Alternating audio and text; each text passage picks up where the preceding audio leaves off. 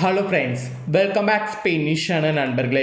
இன்றைக்கி இந்த வீடியோவில் மிக அதிரடியான ஒரு ஆன்மீக பரிகாரத்தை தான் இப்போ இந்த வீடியோவில் பார்க்க போகிறோம்.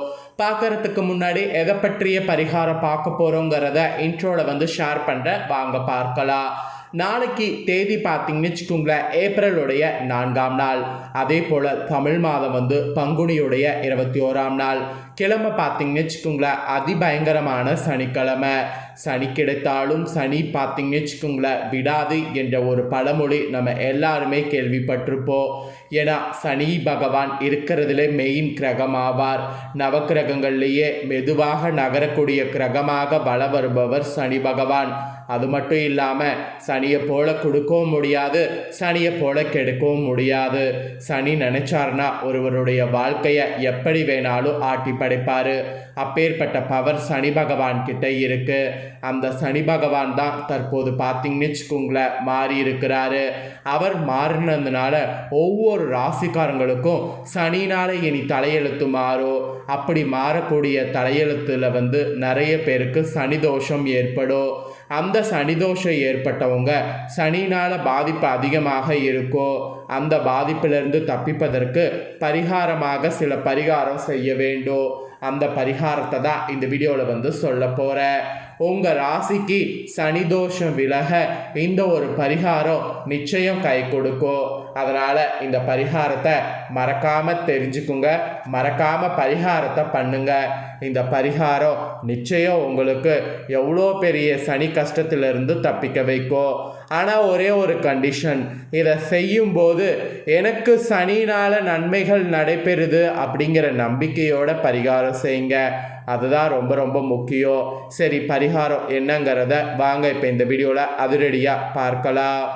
ஒவ்வொரு முறை சனிக்கிரக பயிற்சி ஏற்படும் பொழுது ஒவ்வொரு ராசினருக்கும் தங்களுக்கு எந்த வகையான சனி பயிற்சி ஏற்பட போகிறது என கவனிக்கணும்.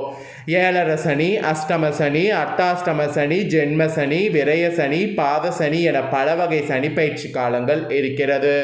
அந்த வகையில் ஜென்மசனி ஏற்படக்கூடிய காலத்தில் ஒருவர் செய்து கொள்ள வேண்டிய ஜென்மசனி பரிகாரம்னு இருக்குது. அதை தான் இந்த வீடியோவில் சொல்ல போகிறேன், விரிவாக தெரிஞ்சுக்குங்க. நாளைய சனிக்கிழமை ஜென்மசனி நீங்கள் பரிகாரத்தை செய்யுங்க. பொதுவாக ஜென்மசனி பிடிக்கப்பட்டவங்க அந்த சனி பகவானுடைய தாக்கத்தால் கெடுபலன்கள் ஏற்படாமல் வாழ்வில் நன்மைகள் ஏற்பட வழிபாட வேண்டிய தெய்வமாக இருப்பவர் ஆஞ்சநேயர். ஆக்சுவலி ஜென்மசனி நடைபெறுவங்க தினதோறுமே ஆஞ்சநேயர் வழிபாடு செய்வது அவசியம். அப்படி இல்லாட்டியும் செவ்வாய் மற்றும் சனிக்கிழமையில ஆஞ்சநேயர் கோவிலுக்கு சென்று அங்கே அனுமனுக்கு பார்த்தீங்கன்னு வச்சுக்கோங்களேன் எருக்கம்பூ மாலையை சாத்த வேண்டும். அதோடு செந்தூரை சாத்தி அனுமனை வழிபாடு செய்யணும். சனிக்கிழமை தோறும் இதை அனுமனுக்கு செய்யும் போது அனுமனுடைய மனசு குளிர்ந்து ஜென்மசனி நமக்கு குறையும். ஸோ அனுமனுக்கு தீபங்கள் ஏற்றி அனுமனுடைய சாலிசாவை துதித்து வந்தீங்கன்னா ஜென்மசனி காலத்தில் கெடுதியான பலன்கள் அதிகம் ஏற்படாமல் தடுக்கும். அதனால் சனிக்கிழமை நாள் பக்கத்தில் ஆஞ்சநேயர் கோவிலுக்கு போக மறக்காமல் இந்த ஒரு பரிகாரத்தை செய்யுங்க. எருக்கம்பூ மாலையை சாத்தி செந்தூரை சாத்தி அனுமனுக்கு தீபம் போட்டு அனுமன் சாலிசாவை தெரிந்தால் சொல்லுங்கள், தெரியலனா அனுமனே என்னை நீதான் காப்பாற்றணும், இந்த ஜென்ம சனியில் எனக்கு எதையும் கொடுத்துடாத, அப்படியே கொடுத்தாலும் தாங்கிக்கக்கூடிய சக்தி கொடு அப்படிங்கிற மாதிரி மனசார அனுமனை வேண்டிக்குங்க. நீங்கள் தினந்தோறுமே காலையில் உணவு உண்பதற்கு முன்பாக நீங்கள் செய்த அந்த சாப்பாட்டை காகங்களுக்கு உணவு வைத்த பிறகு அதுக்கப்புறம் நீங்கள் சாப்பிடுங்க. அதனால் ஜென்மசனி காலத்தில் சனி பகவானுடைய கடுமையான தாக்கம் குறைந்து நன்மைகள் ஏற்படும். ஜென்மசனி நடைபெறக்கூடிய காலம் முழுவதுமே வறிய நிலையில் இருப்பவர்களுக்கு அன்னதானம் செய்வது உங்களுக்கு ரொம்ப நல்லது. உணவகங்களில் இருந்து வாங்கி வறுமை நிலையில் இருப்பவர்களுக்கு கொடுப்பதை காட்டிலும் நீங்கள் உங்கள் வீட்டிலேயே சமைத்து தயாரிக்கப்பட்ட சுத்தமான உணவுகளை ஏழை மக்களுக்கு தானம் செய்வது புண்ணிய பலன்களை கொடுக்கும். லெமன் சாதம், தயிர் சாதம், புளி சாதம், சாம்பார் சாதம், தக்காளி சாதம், இந்த மாதிரி உங்களுக்கு என்ன சாதம் முடியுமோ அந்த சாதம் செய்து கொடுங்க. அப்புறம் ஜென்ம சனி நடைபெறக்கூடிய சமயத்தில் அந்த நபர்கள் எக்காரணம் கொண்டு மது அருந்துதல், போதைப் பொருட்கள் பயன்படுத்துதல் போன்றவற்றை செய்யக்கூடாது. இந்த பழக்கத்தை வாழ்நாள் முழுவதும் மேற்கொள்ளாமல் தவிர்க்க வேண்டும். இத்தகைய செயல்கள் சனி பகவான் சாபத்தை பெற்று தருவதோடு ஏற்கனவே இருக்கக்கூடிய கஷ்டங்கள் மேலும் அதிகரிக்க வழிவகை செய்யும். அதுக்காக தான் சொல்கிறேன், தயவு செய்து அதை செய்யாதீங்க. ஜென்ம சனி காலத்தில் கருப்பு எள்ளு, கடுகு எண்ணெய் போன்றவற்றை கோயில்களுக்கோ அல்லது ஏழ்மை மணி நிலையில் இருப்பவர்களுக்கு தானம் செய்ய வேண்டும். மேலும் கருப்பு நிற ஆடைகள் அல்லது போர்வைகளை கூட ஏழை முதியவர்களுக்கு தானம் செய்வது ஜென்ம சனி காலத்தில் சனி பகவானுடைய நல்லருளை பெற்றுத்தரும்.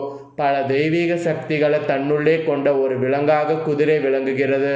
அந்த குதிரையின் காலில் அடிக்கப்படக்கூடிய லாடம் என்பது எதிர்மறை ஆற்றல்கள் விளக்கக்கூடிய சக்தி கொண்டது. எனவே ஜென்ம சனி காலத்தில் குதிரையின் காலில் அடிக்கப்பட்ட தேய்ந்து விழுந்த குதிரை லாடம் ஒன்றை கொண்டு வந்து வீட்டின் முன்பாக கூட மாட்டி வைப்பது ரொம்ப ரொம்ப நல்லது. சனிக்கிழமை நாளினால் இதை செய்யுங்க. அதோடு இனிப்பு லட்டுகளை வீட்டிலே தயார் செய்து அதை உங்கள் வீட்டுக்கு அருகில் இருக்கக்கூடிய சின்னஞ்சிறு குழந்தைகளுக்கு சாப்பிட கொடுங்க. சனி பகவானுடைய நல்லொருளை பெற்றுத்தந்து ஜென்ம சனி காலத்தில் கெடுதியான பலன்கள் ஏற்படாமல் காக்கும். ஸோ இதெல்லாம் நீங்கள் நாளை நாள் செய்யும்போது நம்பிக்கை ரொம்ப முக்கியம். நம்பிக்கை இல்லாமல் செய்தீங்கன்னா பரிகாரம் பலிக்காது. அதனால் நம்பிக்கையோட பரிகாரம் செய்யுங்க. நெக்ஸ்ட்டு உங்கள் ராசிகளுக்கு நாளை நாள் கிரகங்களால் என்ன பலன் கிடைக்குங்கிறத வாங்க பார்க்கலாம். ஃபஸ்ட்டு மேஷராசி. மேஷராசிக்கு பொறுமை வேண்டும், அவசரக்கூடாது. எதிரி தொல்லை இருக்கோ நிதானத்தோடு நடந்து கொள்ளும். பொறுமையை இழந்து நீங்கள் செய்யக்கூடிய வேலைகள் உங்களுக்கு எதிராக மாறும். ஜாக்கிரதையாக செயல்படணும். இறை வழிபாடு உங்களை நல்வழிப்படுத்தும். மனதை ஒருநிலைப்படுத்தி வைத்துக் கொள்வது ரொம்ப ரொம்ப உங்கள் ராசிக்கு நல்லது. ரெண்டாவது ரிஷபராசி. ரிஷபராசிக்கு கொஞ்சம் சோம்பேறித்தனம் இருக்கும். உடல் அசதி, உடல் உபதை ஏற்பட வாய்ப்பு இருக்குது. வேலையில் முழு கவனம் செலுத்த முடியாது. வியாபாரத்தில் சுறுசுறுப்பு இருக்காது. கொஞ்சம் மந்தமான நாளை சமாளிக்க போராட வேண்டியது இருக்கு. இறை வழிபாடு செய்யுங்க. மனதை அலைப்பாய விடாதீங்க. எல்லாமே நல்லதாக நடக்கும். நெக்ஸ்ட்டு மிதுன ராசி. மிதுன ராசிக்கு சிக்கல்களை சந்திக்க வேண்டிய சூழ்நிலை இருக்குது. சின்ன சின்ன பிரச்சனைகள் போகும். மாணவர்களுக்கு கல்வியில் சுறுசுறுப்பு இருக்காது. கவனமாக செயல்பட வேண்டும். இறை வழிபாடு செய்யுங்க. நீண்ட தூர பயணத்தை குறைத்து கொள்ளுங்க. பணம் சம்பந்தப்பட்ட விஷயத்தில் கவனமாக இருங்க. நெக்ஸ்ட்டு கடகராசி. கடகராசியை பொறுத்தவரை வருமானம் அதிகரிக்கும். நிதி நிலைமை சீராகும்.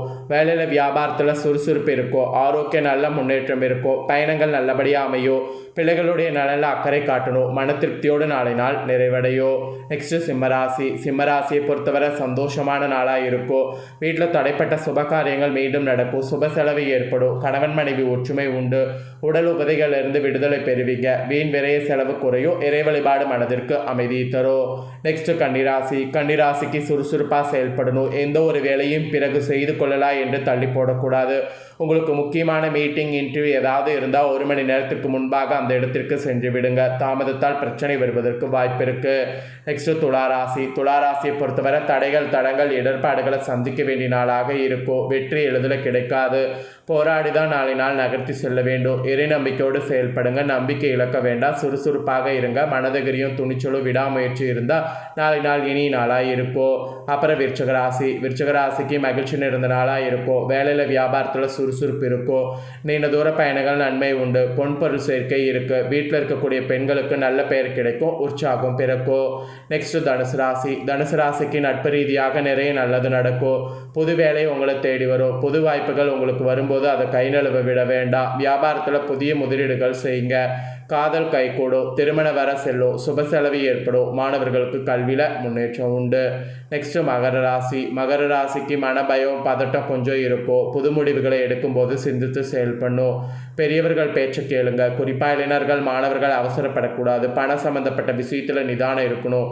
புது வேலை தூங்குவதாக இருந்தால் அதை நாளை தள்ளி வைத்துக் கொள்வது நல்லது. அப்புறம் கும்பராசி. கும்பராசிக்கு கொஞ்சம் மனக்கவலை இருக்கும். உடல் சோர்வு இருக்கும். வேலையில் வியாபாரத்தில் சின்ன சின்ன பின்னடைவு வரலாம்.